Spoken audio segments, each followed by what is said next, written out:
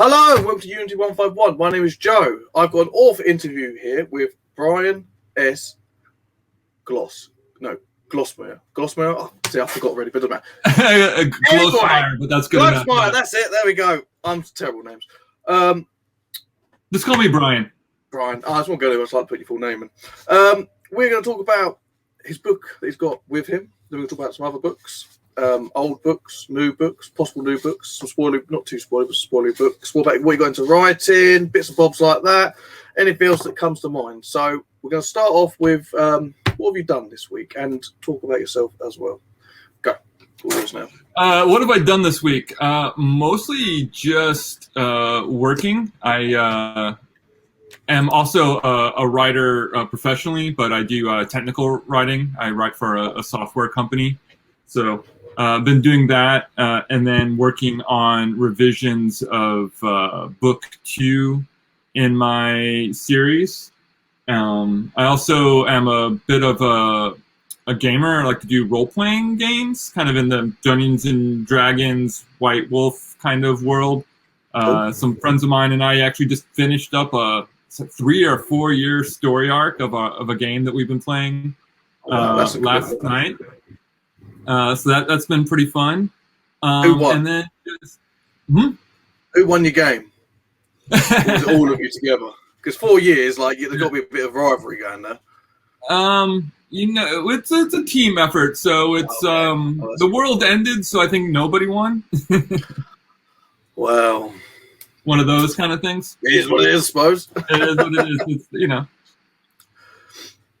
And that's actually one of the things we can talk about a little bit. Like one of the things I'd like to do in future projects is do some game design as well as the fiction writing. So we can talk a little bit more about that later on if you want. But it's mostly just been working and finishing up, or not even finishing up, just continuous revisions of the next book. How are you finding your revisions coming? You know, I'm at that point where it's like, so I'm on my 3rd draft at this point. I'm working on the 3rd draft, and I've sent out the 2nd draft to beta readers and got the beta readers' feedback and going through all the feedback. And it's just like, now it's at the point of trying to get each little plot point and characterization and kind of moment in each scene. Trying to work. The story is there, beginning to ending. The arc, it's the world, it's all there, and now it's all fine tuning. You know, so it's a little tedious. You know, it's not in that like what happens next. You know, what's going to be the big reveal. You know, it's not the kind of the big rush. We've done it a few times now. You know your story. I know where I'm at, and now it's more just kind of like, you know, tighten the knobs and. You know, mixed metaphors here and there. I'm trying to get, you know, just getting everything all together. So it's a little on the tedious side, but like I know for me personally, some authors, and nothing against them, you know, they're just like draft, revision, it's out, next book. And for me, that's not really what I want to do. Like I'm not a perfectionist, but I want to know that what I've put out into the world is the absolute best that I can make it where I'm at this point in my career. So if I were to put something out that I didn't put all that time in of fine tuning and dialing it in, then I just I wouldn't feel comfortable with myself. So, do you have an editor, or do you do it yourself? I will hire a copy editor when it's ready to be published.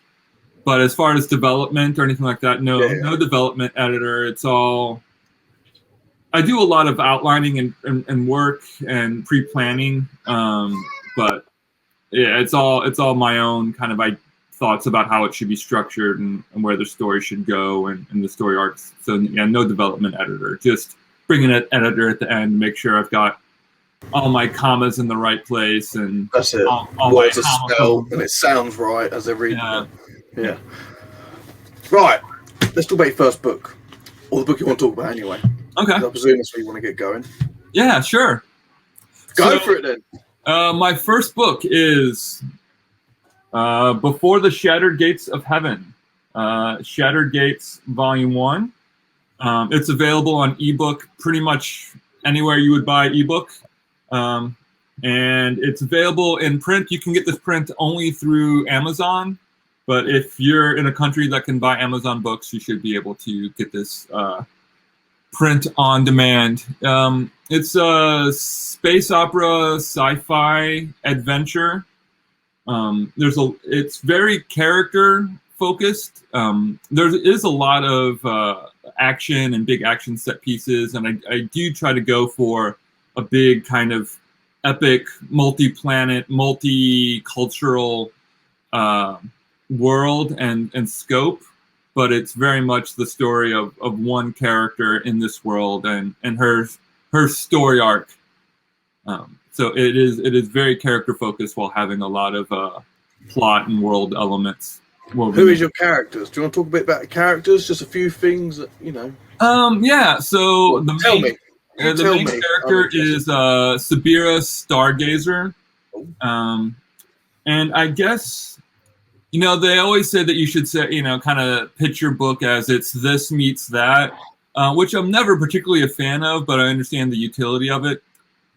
So in some ways, when I was writing it, I was describing it as Spartacus meets Star Wars, or Spartacus set in the Ian M. Banks culture universe, to give it kind of a setting. So she is a true believer in this alien theocratic society that she was raised in.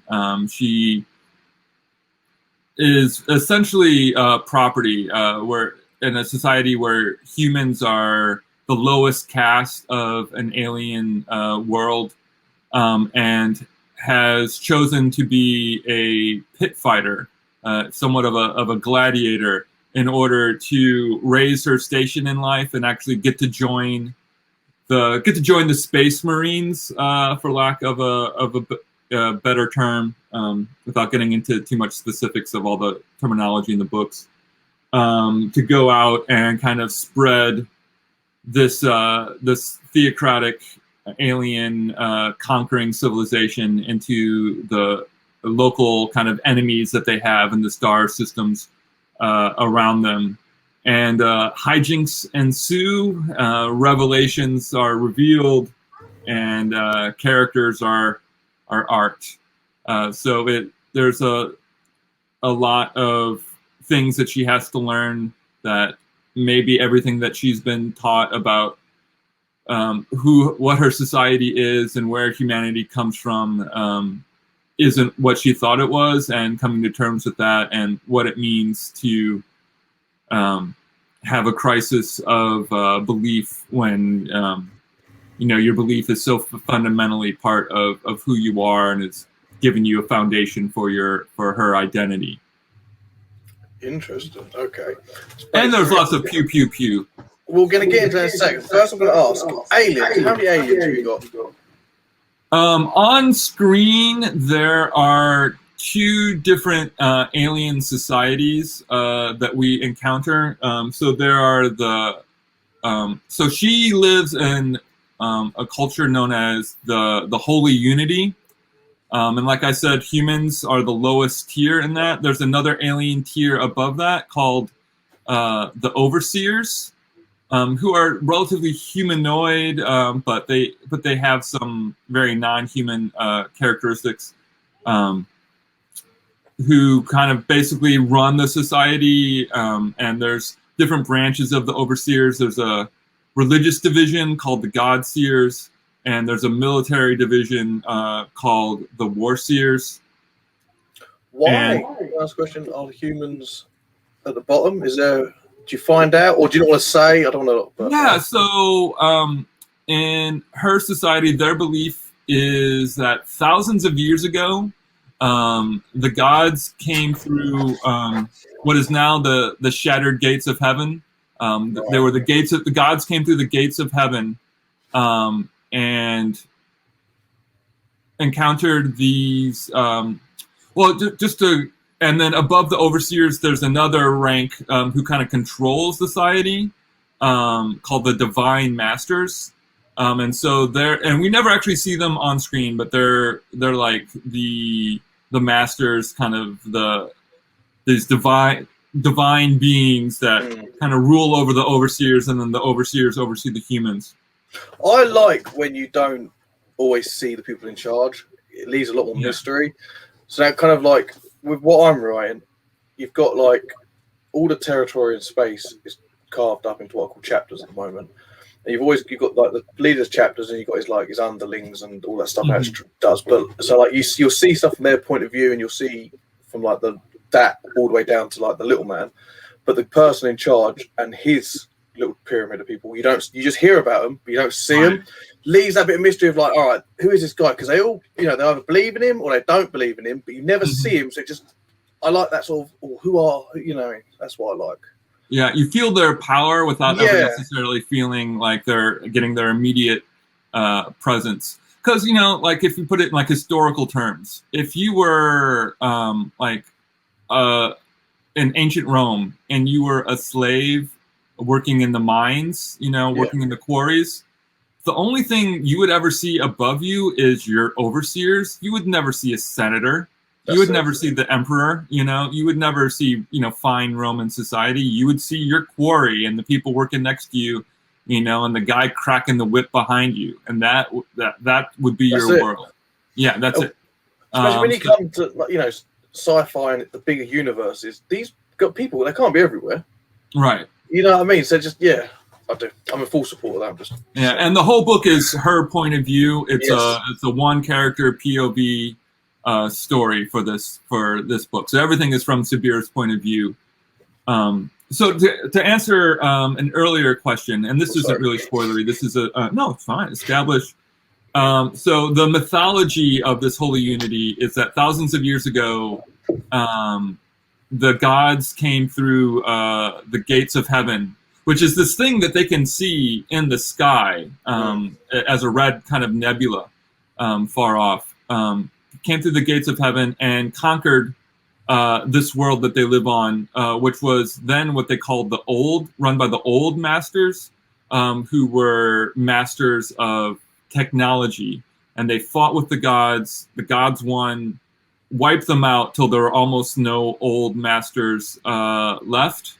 They took the remnants of these survivors of the old masters, these alien beings, and the gods uplifted them, raised them up to be the divine masters, and said, you're going to be in charge of spreading our divine will through the galaxy.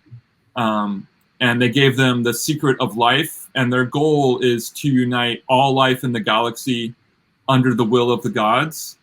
And so then, in their belief, the divine masters created humans to be their servants in carrying out this goal.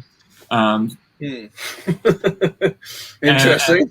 And that is the story that she grew up with, and that is the story that she has to, it's believe or die in this kind of world.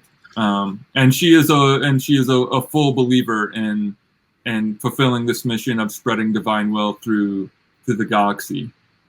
I have another question. Now, I don't know if we're going to get into spoiler questions, but I'm curious. I'm asking.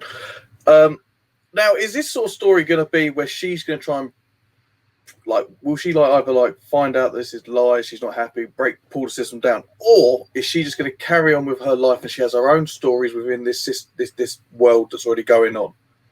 That is a little bit spoilery, but yeah, she does have a crisis of faith. Yeah, and there are some things that are revealed over time. And it's whether or not she's going to, believe what she's told and how she goes about this. I mean, it's my first book. I want to get people to write it, so I'm not going to be too worried about spoilers. Because I want people to kind of be interested in and check it out and read it. So there is a lot of, what I would say kind of internal and external revelations. And even though this is set in the far future in this kind of spacefaring world, a lot of my inspiration actually comes from the Bronze Age. And a lot of the world building that I'm doing both on and off screen. And so there's a lot of inspiration that I use for the Divine Masters kind of comes out of the old like Assyrian and Babylonian myths.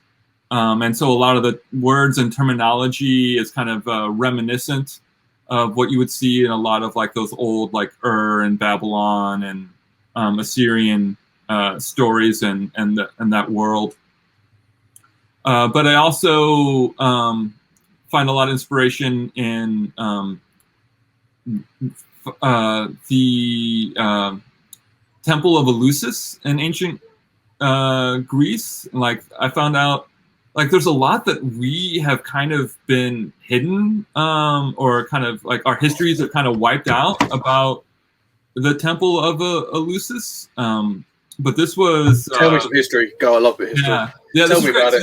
This is ancient Greece, but it was kind of all over the Mediterranean world for thousands of years. The Temple of Eleusis was a huge part of spreading culture and kind of spreading a raise in like human consciousness, where I think it was once a year, anybody from a slave to a king could come to the temple and receive the mysteries. And the mysteries was this drink known as I think it's called kykeon is the proper pronunciation. I'm terrible at Greek pronunciation, so if I'm way off, I struggle with English. Please You're please in a forgive different me. language, don't worry. Which was in all intents and purposes a psychedelic sacrament, or a shamanic drink. In some ways that we might find it very similar to what is the ayahuasca that's consumed in South America, or the ancient stories from India about the, you know what, I'm suddenly blanking on what the shamanic psychedelic drink in ancient India was called. A lot of cultures used a lot of psychedelic stuff. It was very like, you know, in some ways it kind of, they used that to sort of like, you know, enhance the religion in their little thing, you know, like, so you have it, you go on these things and you're talking to God and you're doing all these things, and you know what I mean? And like, because every culture or every religious, or not every, sorry, a lot of religious cultures do have that stuff some way, you know, stuck in it, or it is part of it, you know what I mean? Yeah, so that is actually a big part of the middle of my book, because when you know, and a lot of people do have some kind of divine or holy or inspired experience from these kind of things. Like we're hearing it all the time about, you know, people going down to South America and taking ayahuasca now. But that kind of thing was like a huge part of what was happening in the ancient world.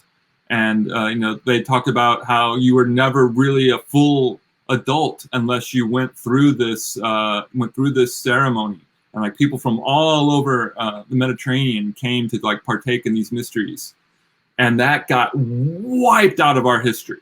Like that got destroyed, and we don't talk about that anymore. But so there's kind of this rebirth of that in my world called Eleusis Neos.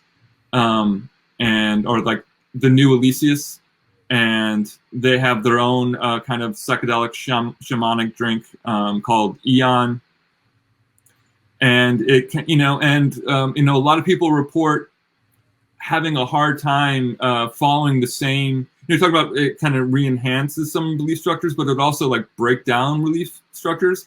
You know, it's hard to have a solidified priesthood as an intermediary between you and God or the gods, when you can, you know, talk drink to this God sacrament yourself, and witness this divine experience for yourself. Pull So some power away from some people who want a bit of power. yeah, yeah. yeah. So yeah, and this is, you know, this isn't making this up. This happened. Like ancient Christianity, they destroyed Eleusis and removed it from our history, and now it's just kind of like we have vague references to the Eleusinian fields, but like there's this whole part of Western culture that just got wiped out.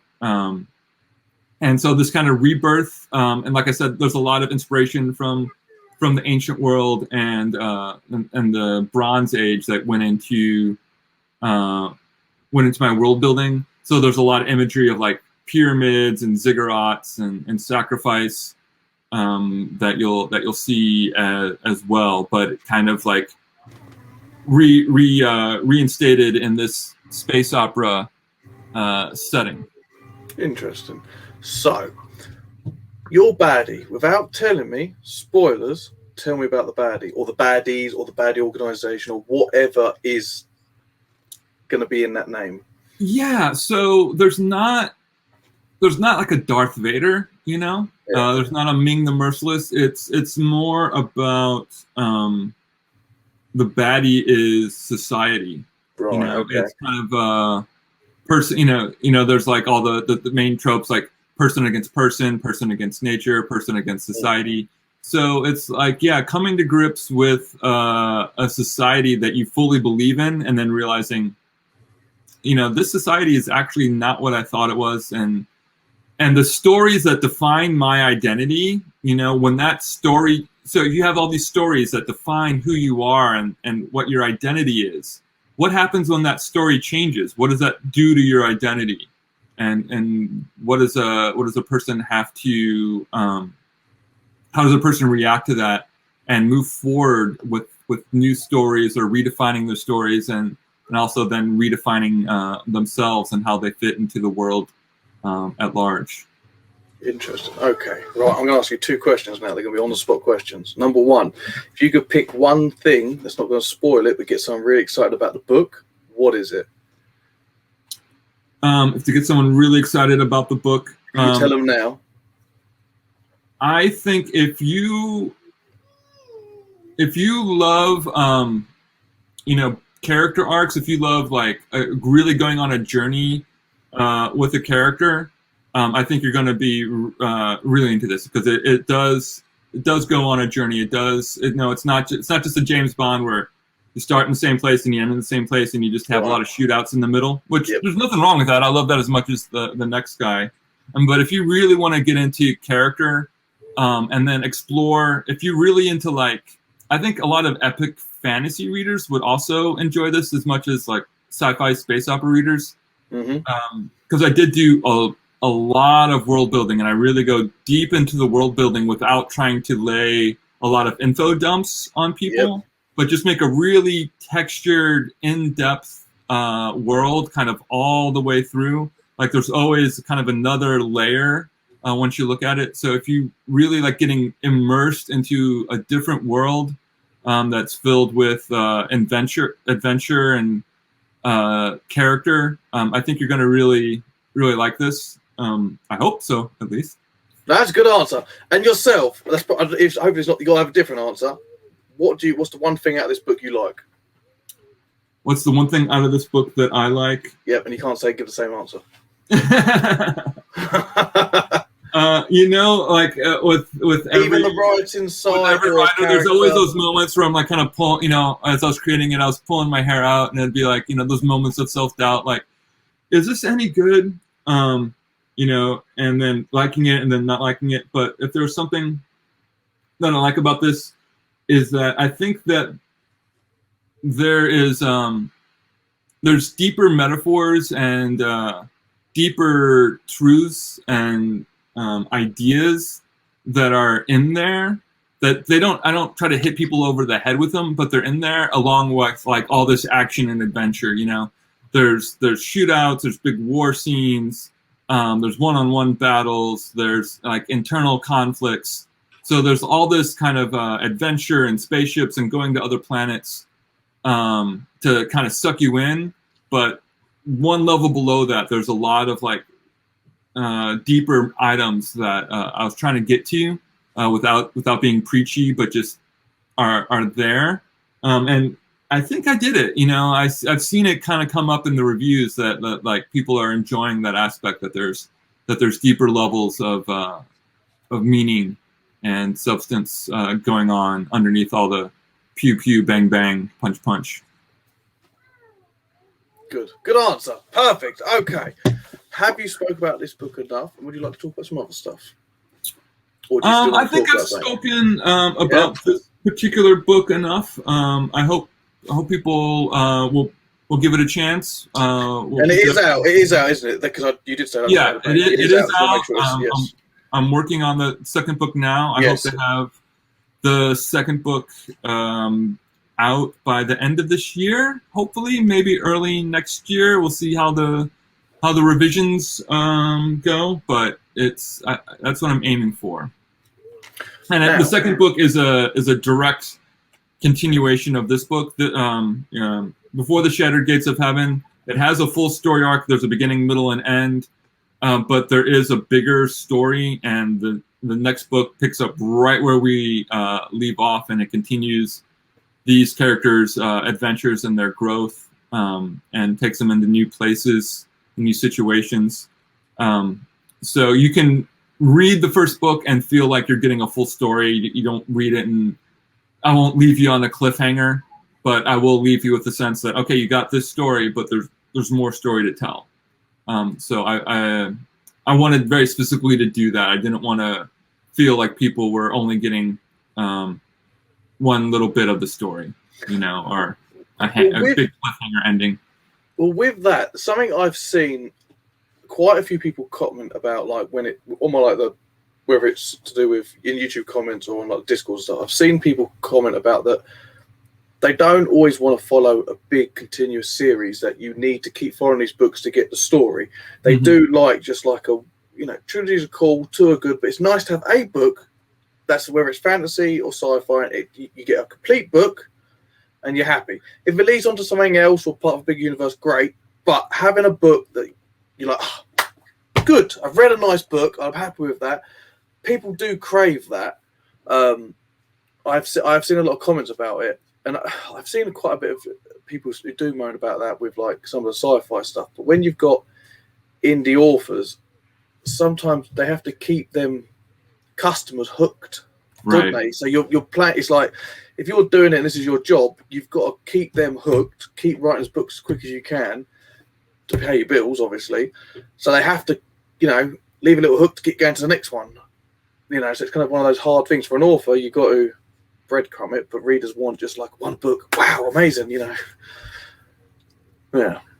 That's just give my 2 cents. Sorry. I love series as much as the next reader. I think once it gets to be more than 6 or 7 books, like I start dropping off. It's hard to go, 12, 15 or more book, especially something like Wheel of Time, where they're all like 1,000 pages and you got to like 15 books. I'm like, that's a big commitment. There's like lots of stuff that I want to read. Like I'll never be able to read all the stuff that I even have already bought. And I'm always buying. I know, buy more. Yeah. But my biggest thing when it's a series, I see it's going on for a long time. I think, right, that character's never going to die. There's never going to be fear around him.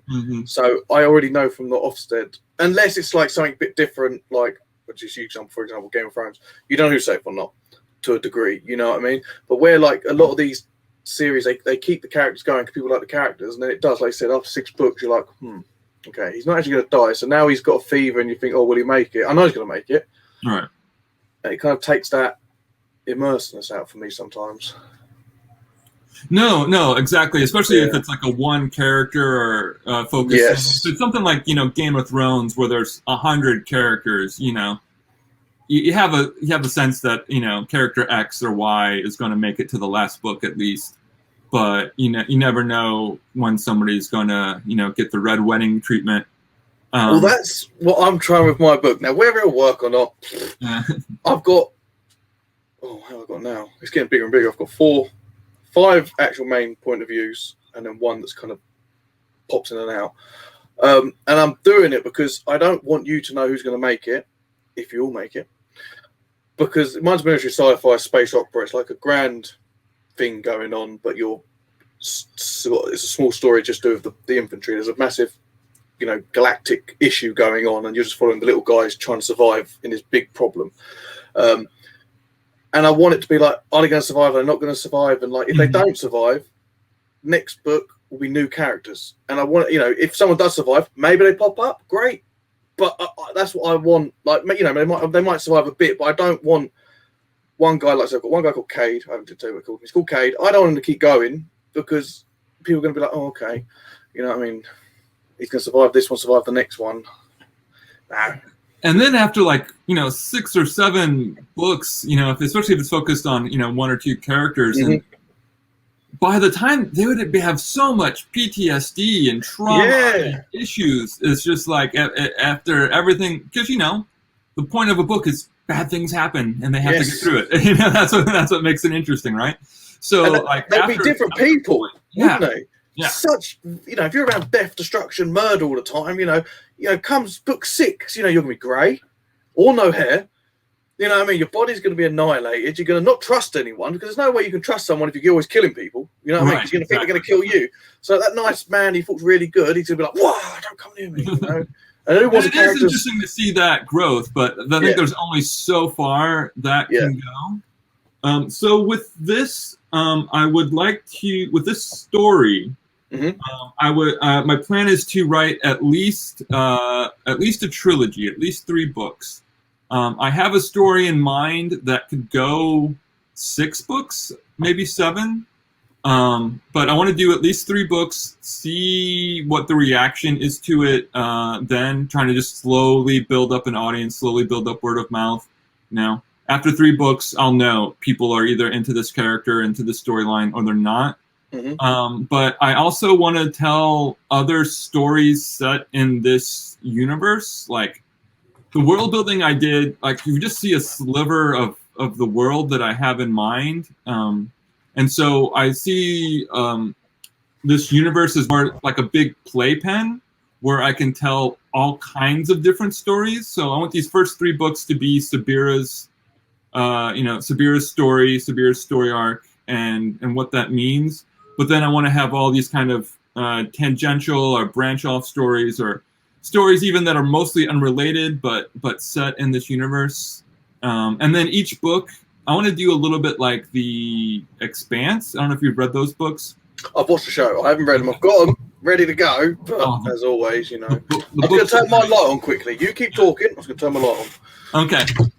So in The Expanse, no spoilers, but there's the main character of Holden. Then we see through his POV.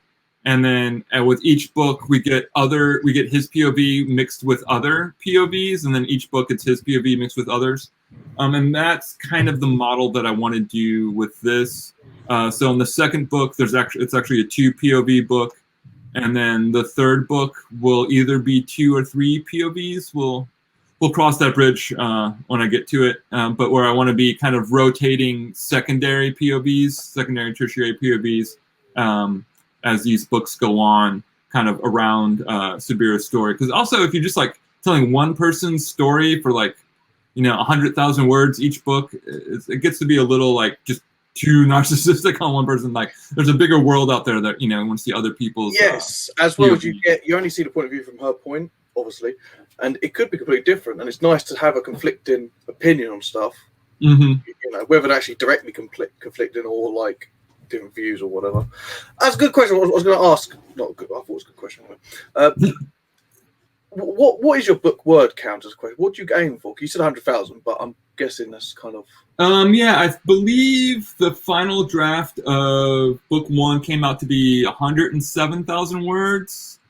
So this is came out to be about 400 pages, which I feel is a really good size. I think. A lot of indie writers do much smaller because they want to do around the 80,000. I've noticed, and this is a problem that I find for audio people, because a lot of people listen to stuff on audio, that's like, there's obviously a huge market for that. Now, if you buy your 1 token a month and you've got an 80,000, which is 6 hours, or you've got 100,000, which is like not 12, but like 10 to 12 hours, for example, you're going to go for the big book because you want that 1 token to last. Right. It's like big. I do in a way crave for like big books. Like I mentioned sci-fi. Everyone knows I mentioned sci-fi for 10 years. Military sci-fi. I like me action. I like like everything else goes on, but like I always find they're so short. And they sort of end, and then they have like a second book. It's like that really could have been one big, complete, nice book, like a real chunky one. Mm-hmm. But obviously, they've got to get 2 sales, more money than 1 sale. But I do find that, like, on the indie side, sci-fi, it's always on a smaller side, mostly when it comes to indies. And like, you don't like, if you look at fancies, you usually get big fantasy books, epic fantasies. You don't get as many epic sci-fis. You know what I mean? Yeah, particularly in the indie space. Like, yeah. I have seen it, especially with the books that end up going from indie to getting picked up to be traditionally published, like your Rage of Dragons or your what is it called, Wolf of Orinyaro, or there's been several kind of fantasy books that have been picked up, and they're all 500-page books. They're all pretty chunky, like 120 something word count. I think a lot of my favorite books, I do read some big, honking Game of Thrones books and some other ones, but a lot of my favorites are right around that 100,000 word. Yeah. I think that's just what I like. I think once you get over 400 pages, you've got to really earn it. You've got to really earn, keeping somebody along that long. Like there was a book that came out last year, traditionally published, and it's huge. It's like 900 pages, and it's a fine book. I enjoyed reading it, but it didn't need to be that long. It just there wasn't 900 pages of story in there, and I don't want to say what it was. I don't want to diss on anybody, but because it was an enjoyable read, but it didn't earn the page count. So I would rather do this. Just if you buy this book, you're going to get a full book. You're going to get a full beginning, middle, and end, and a full character arc. And hopefully, I think it'll be a satisfying read. I've gotten really good reviews so far, so that that makes me feel really good. And so that's going to take more time. And I'm not making a living at this, and I'm not trying to right now. Like I said, my circumstances just aren't there. So right now it's more important to me just to put out the best books that I can, and that the books that fulfill the vision that's in my head. Like I got these stories in my head and I just need to get them out, and so that's not to diss on any writer who's doing short books or quick serials, especially if they're doing it to make a living. All the more power to you. It's just a matter of, this is just what my vision is and what I'm trying to do. And book 2, it's sitting right around.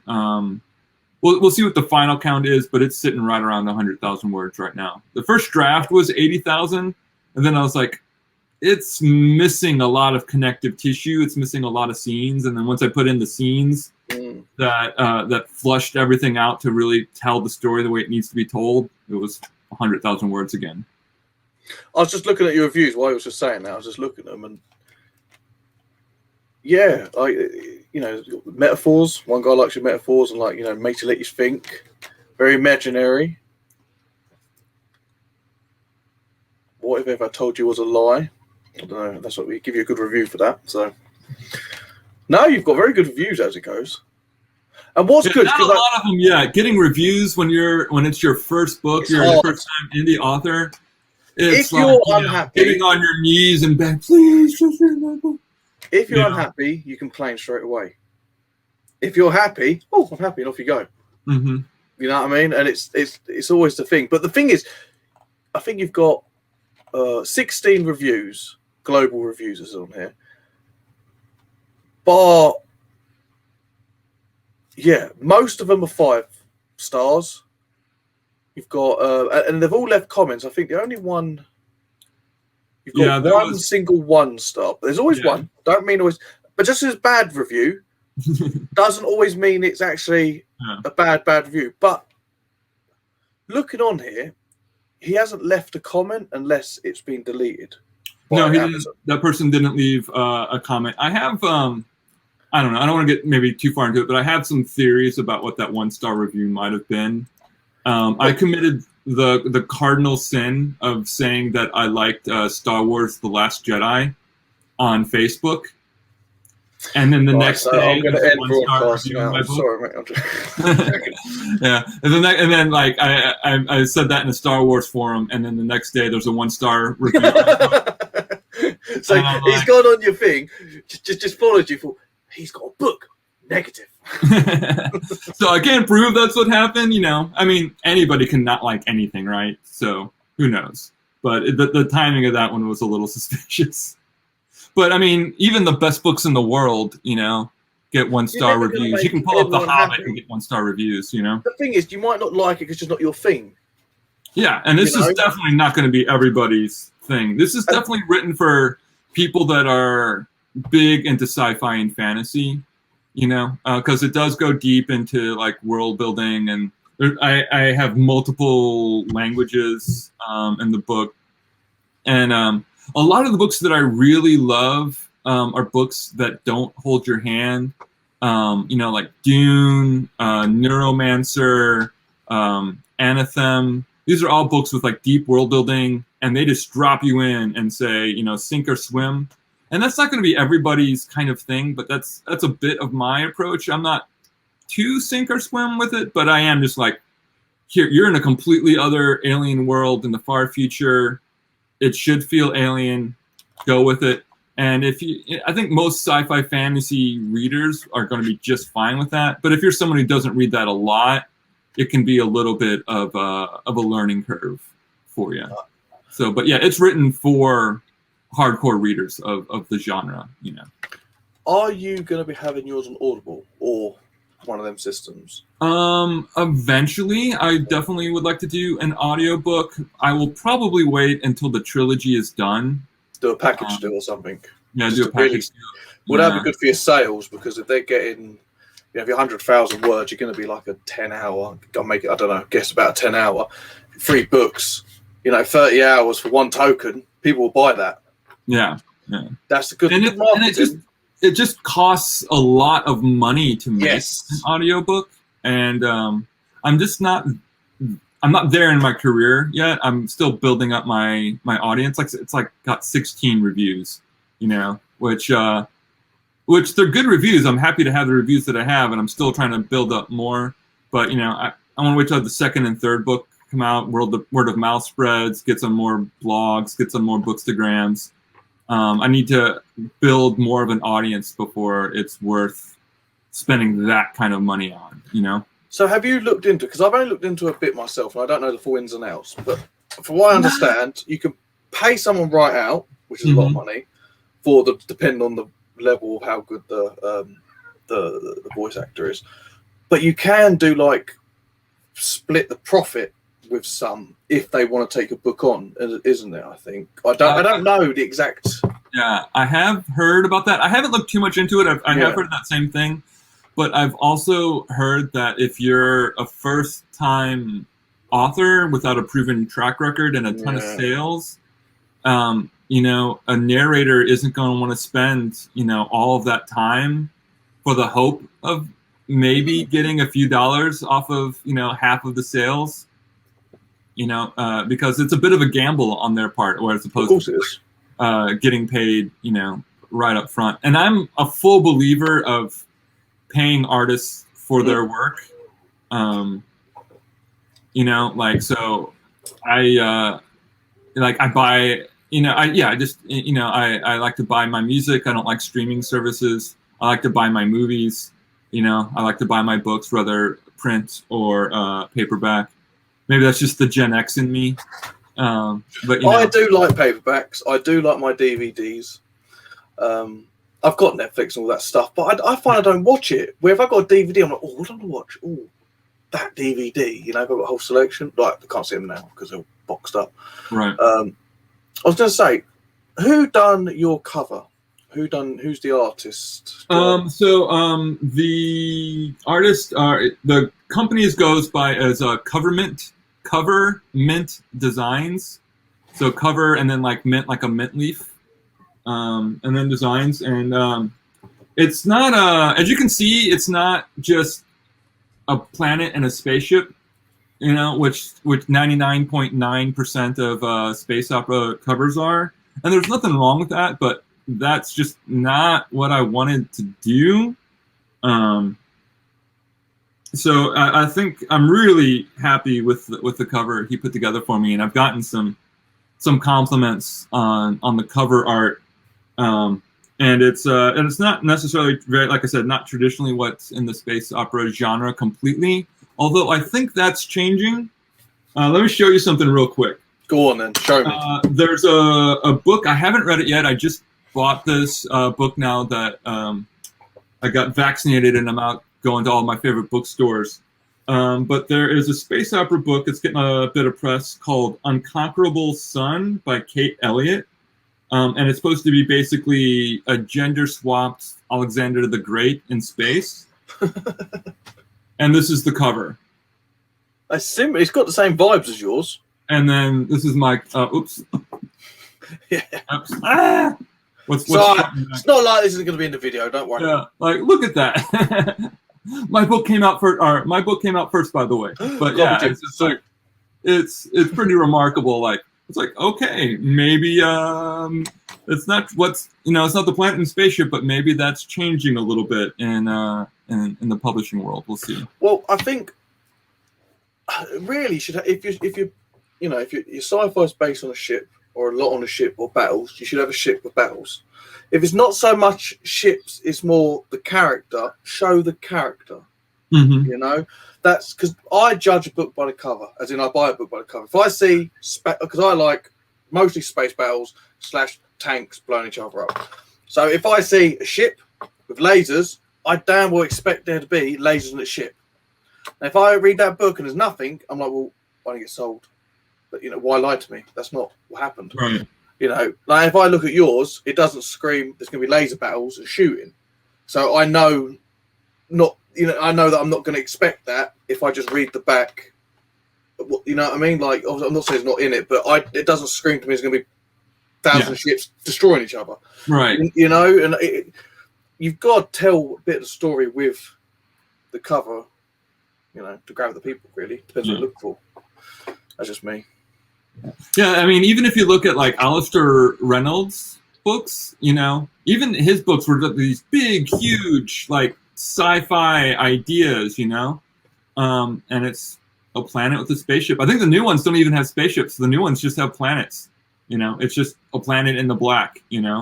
But like the first edition ones or the third edition ones had like a planet with a spaceship in front of it, and like it doesn't really say at all like the big, huge ideas that he's getting across. But that's just kind of what the standard thing is, and not to diss on any authors or any publishers that choose that. It's just that's, and I probably will even do a little bit more of that in the second cover, because I think it gets a little monotonous just to have somebody's face on the cover of every book of the series, and I want to spread out from that a little bit. But well, if she either ages or has anything done to her face that stands out, maybe the next one have how she's changed.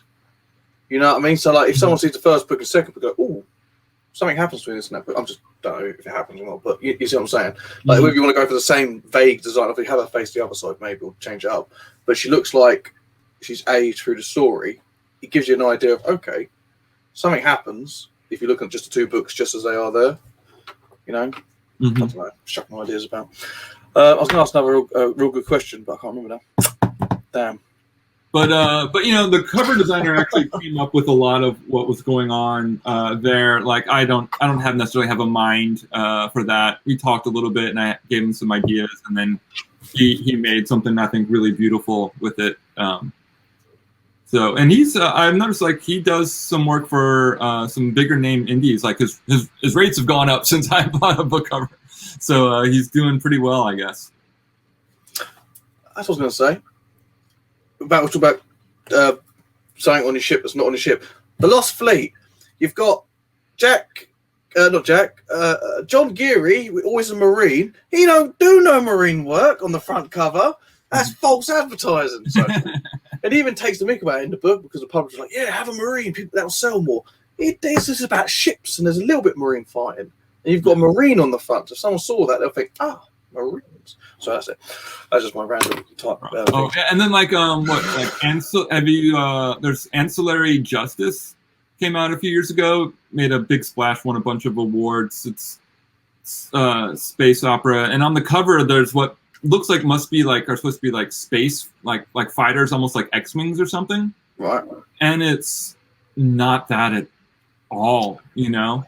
It's really about like interpersonal reactions between people and tea, and you know the only reason I can guess that was done was to be like, this is a sci-fi thing, and you know, because if it's like how you just said, you can't really put that in a picture, could you?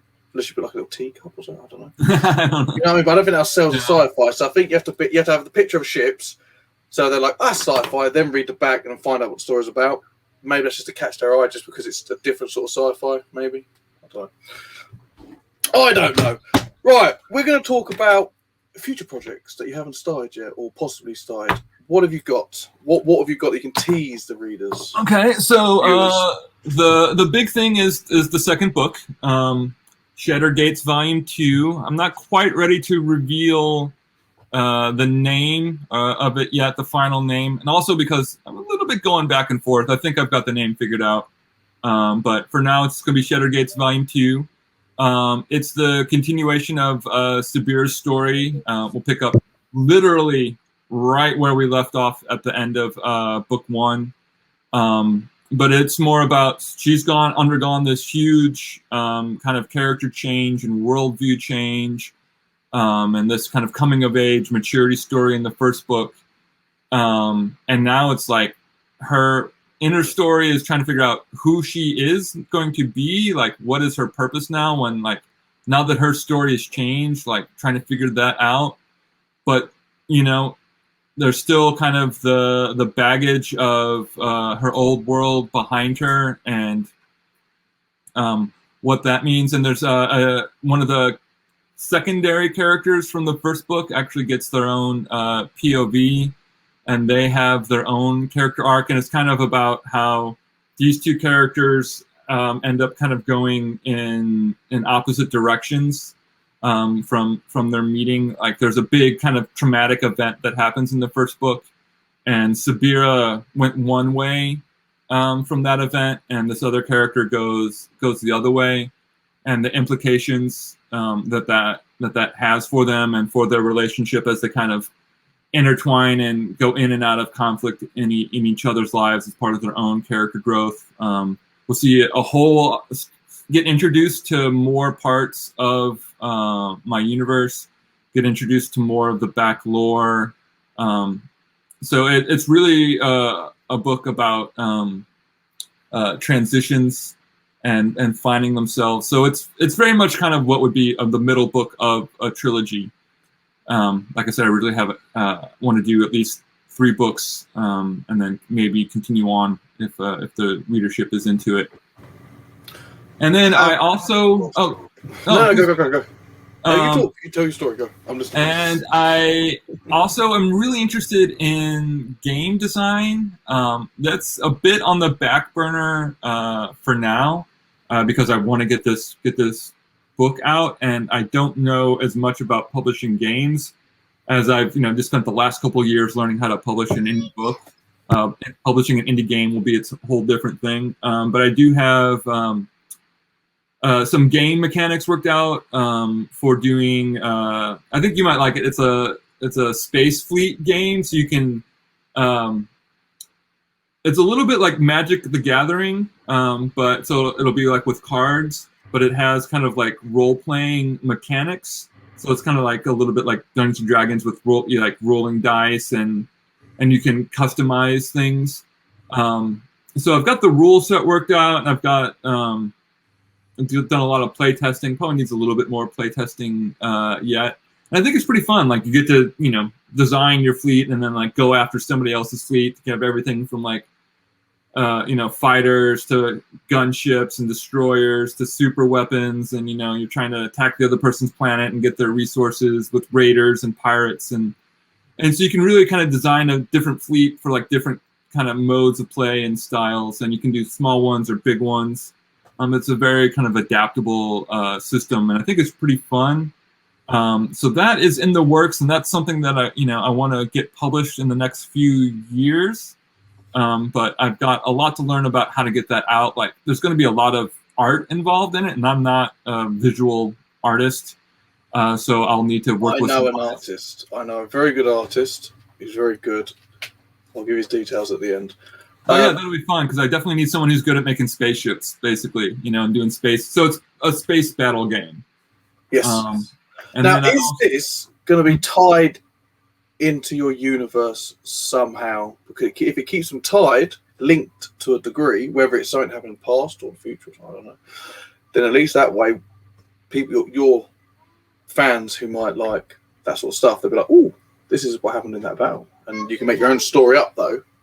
But it's not a very narrative-based game. It's much more kind of bit more like Magic the Gathering, where it's more like you have your forces and it's just kind of a attack. You can build some narrative around it, but more tied into what you were just saying is I am also developing a role-playing game system, and that's much more in the earlier stages than this. But what I want to do is develop a system that then I could do different kinds of stories with and put out different modules for. So the idea is that I will eventually put out role-playing game books set in the Shattered Gates universe. And then you could go really deeper and make characters like Sabira or other characters in this world and have adventures. And it would be set up like that, like a tie-in role-playing game. But then I also want to do some like other post-apocalyptic, maybe some like martial arts settings, and just kind of do different things with that based off of that system. But that's much further down the line. Like coming up with a whole role-playing game is a huge project. Not only game mechanics wise, but just doing all the writing. I'm a technical writer. Like I write manuals as my day job. So doing the technical writing for the game systems is actually a way to kind of do that type of writing, but do it for fun. So that's pretty enjoyable. So that's what's coming down further down the lines. Within 5 years. Yeah, I'll probably have to do like a Kickstarter or something for that, because there's going to be a lot of, those kind of games require a lot of art, and hiring artists and then printing art, for these kind of things is expensive. Mm-hmm. So I want to build up more of an audience as an author before I go too far into the gaming side, because I think a lot of readers are also gamers. I really don't know anything about video games. I've never been a video gamer, which I know is odd in this world. But I love role-playing games and rolling dice and that kind of stuff. So I want to focus more on that, and I think people will enjoy it once it's ready. Have you looked into going to like one of the small publishing people to try and help bolster your sale? Because you only lose like 30% of what your profit would be, which is a lot, isn't a lot, if you know what I mean. But the following that like some of these small publishing agencies have, like, just an extra 1,000 people, right? You know what I mean? Like, I haven't actually, from what I've seen, and there are different even among the small publishers, there are different levels, but from what I've seen, I would rather keep full control of all of my rights and all of my intellectual property, and if it wasn't going to be a major publisher with a huge worldwide reach, like I don't want to say any names, but like I did have one person from a small publisher reach out to me who had read one of my flash fiction pieces and said they liked it and was interested. This is before my first book came out. Said they would be interested, and I was like, oh, okay, well, what kind of rights are you looking for? And they were like, worldwide English rights. And I'm like, I wouldn't give my worldwide English rights to Orbit or Tor. Right. To a small... That sounds like a scammer, that does. What I'm talking about, there's small little people that basically, in a nutshell, they're doing it to help bolster a lot of the independent authors. So what you got one guy, for example, there's Canon Publishing and Free Ravens, and then there's Chris Kennedy Publishing. They're the three little ones I know. Chris getting quite big actually, but like how they sort of work. This is my uneducated from what they've told me how it works. Just bearing in mind people are watching. You don't sign over any rights or anything like that. They give or take get 30% of like the sales profit or however it works, and like their logo gets slapped on your book, and they've already got the network of getting the advertisement out and stuff like that. Like, depending how your book does, depending what else can happen, but what it kind of is, it's like they've got an umbrella, you come under the umbrella, they just get the 30%, but you're part of this big umbrella, and then it opens you up for other people maybe wanting to write in yours or you write in someone else's. Because I've noticed with a lot of indie authors, sorry, you can hear my daughter crying, apologize. That's okay. A lot of indie authors, they write in a lot of each other's universes to get your name to other readers. So they'll read it and be like, oh, I like this guy's style on this. I look into his name. Oh, he's got these books. Cool, I get into him. You know what I mean? Yeah, I actually don't know that much about it. I've seen a little bit of that. Like, I've seen some like anthologies where everybody kind of writes a short story set in the same universe. But I actually don't know much about it. I did try to. I spent a little time trying to get an agent, trying to do the traditionally published thing, but I didn't stick with that very long. Because I found the whole process actually really gross and just not for me. So I've been really focused on the independent do it all yourself. I mean, you know, obviously hire cover designers and hire editors for you know, proofreading and stuff like that, which I've done. But yeah, I really focused on learning as much about doing it on my own, so I don't really know much about the small publisher world.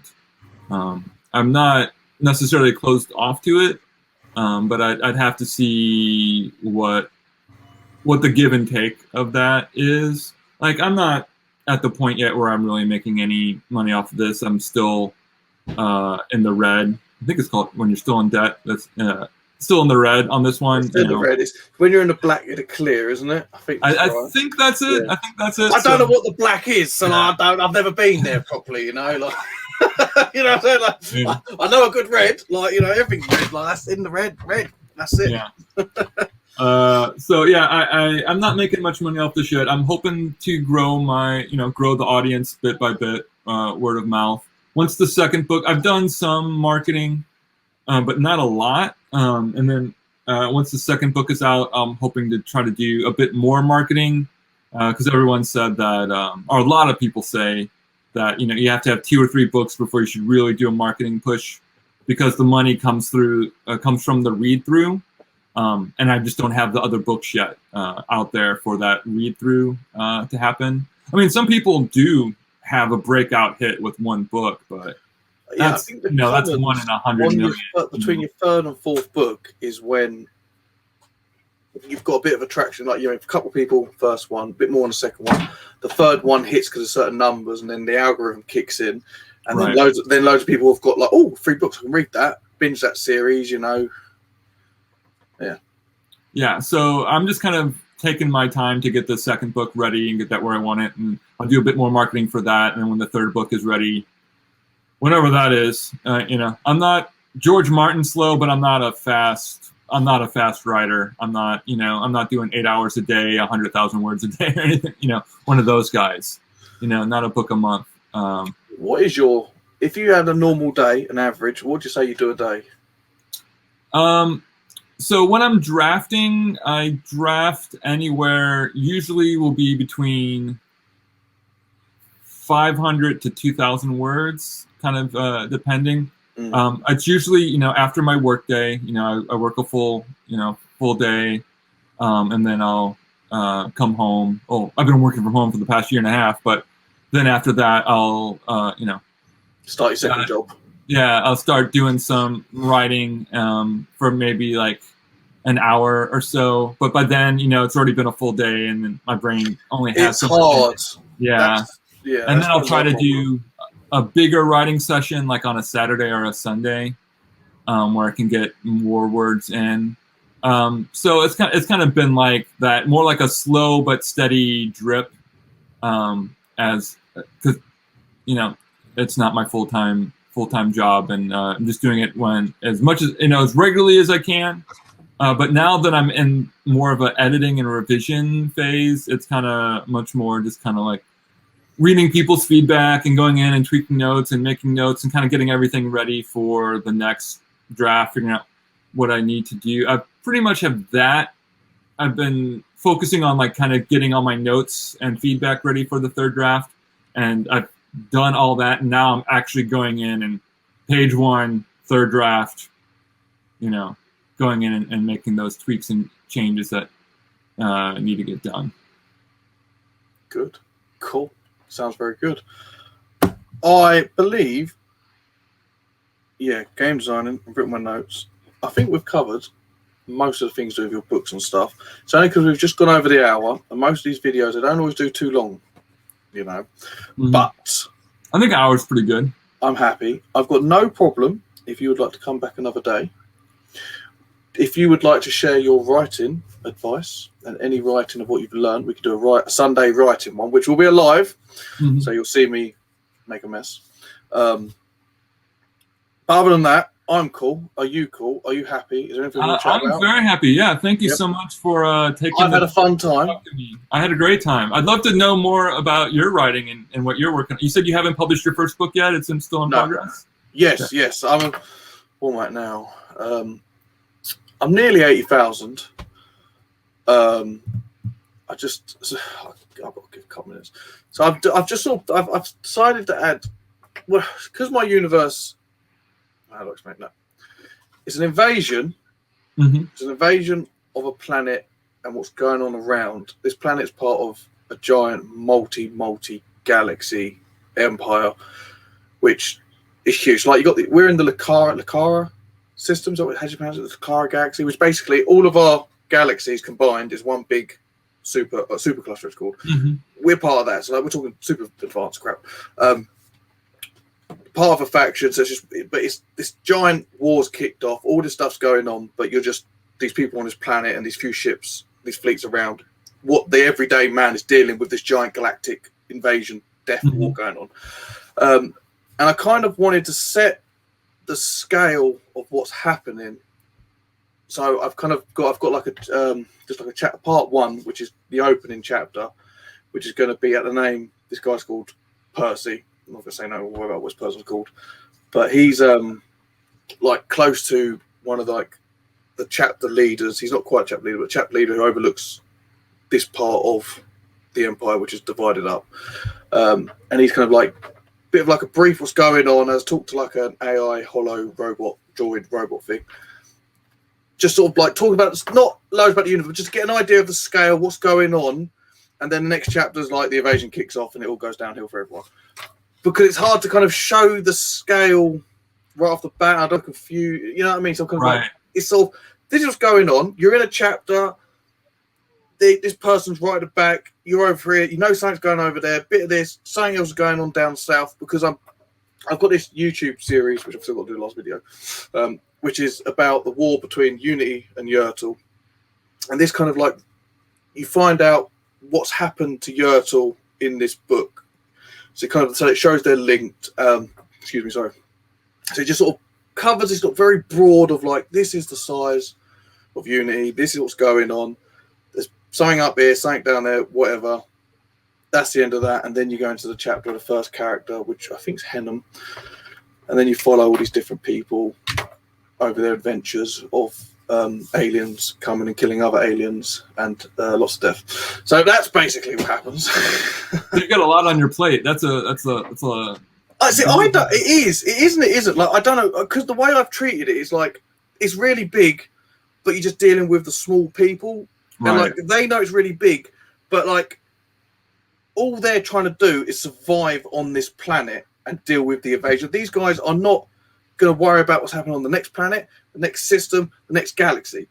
They're just one ant dealing with this problem against this other ant. That's the way I'm doing it. You know, an ant hive's huge, but one ant's got to deal with one ant. He can't deal. You know what I'm saying? That's kind of how. No, yeah, and I think that's the way to do. That was a choice I made for my first book. Like I originally was, when I was thinking about this, you know, forming the ideas, I was originally thinking of doing like a 3 POV book, and this was just going to be one of the 3.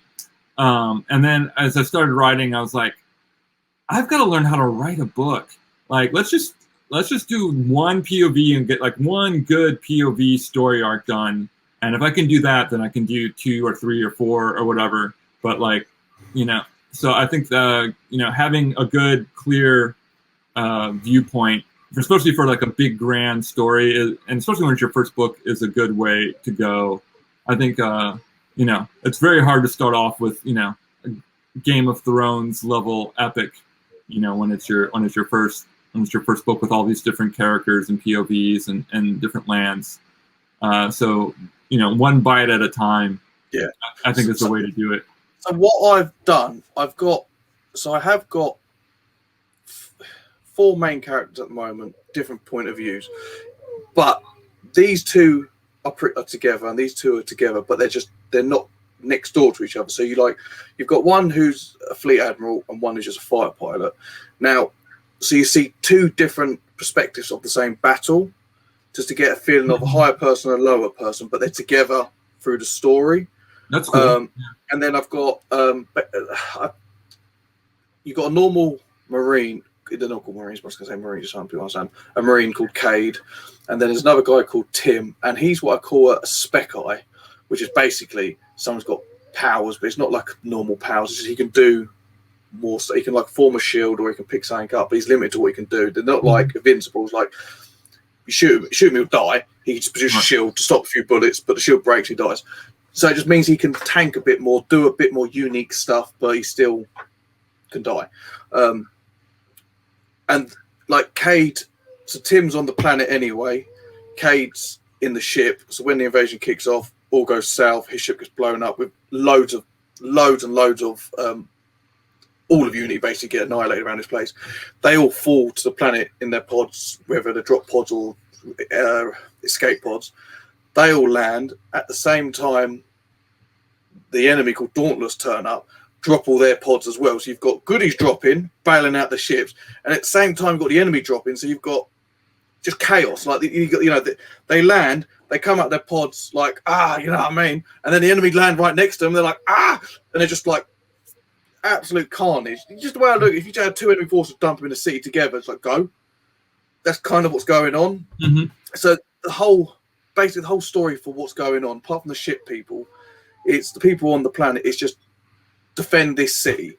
That's their mission. It's establish a command system, defend the city, do what you got to do. That is basically the overarching story of these characters. And the space people are just trying to survive and work out what's going on and get back to defend, which is the Rain planet or the Rain system.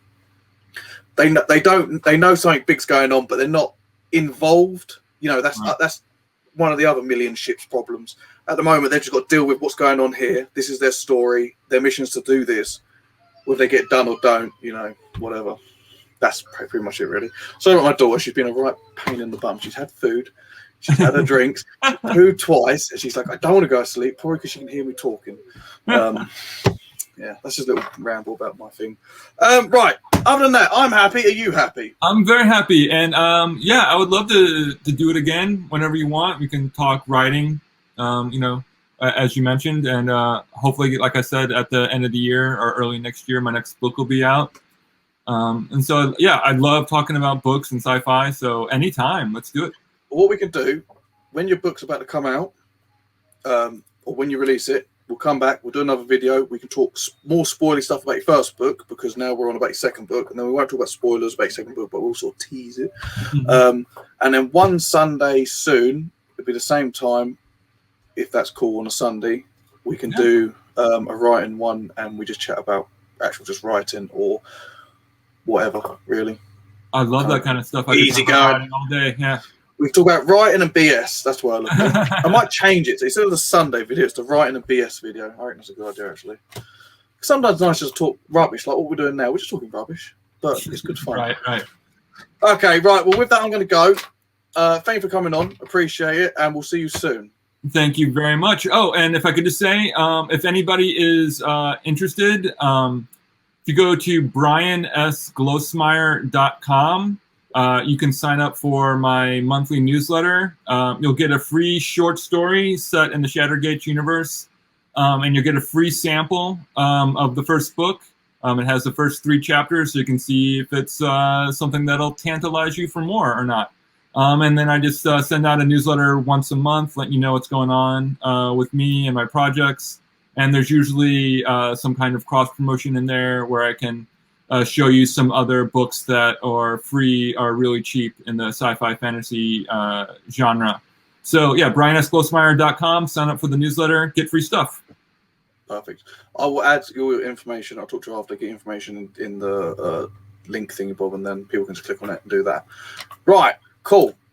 Thank you very much, and goodbye to the people who aren't watching us yet, but they will be saying bye, everybody.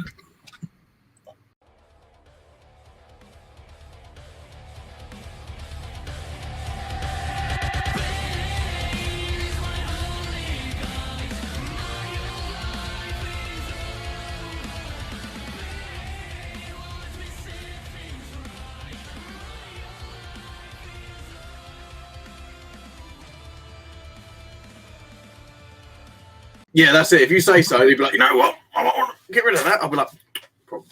I'll write a little timestamp down here. Sounds good. Right, I've got a thing I was going to say now. There we go.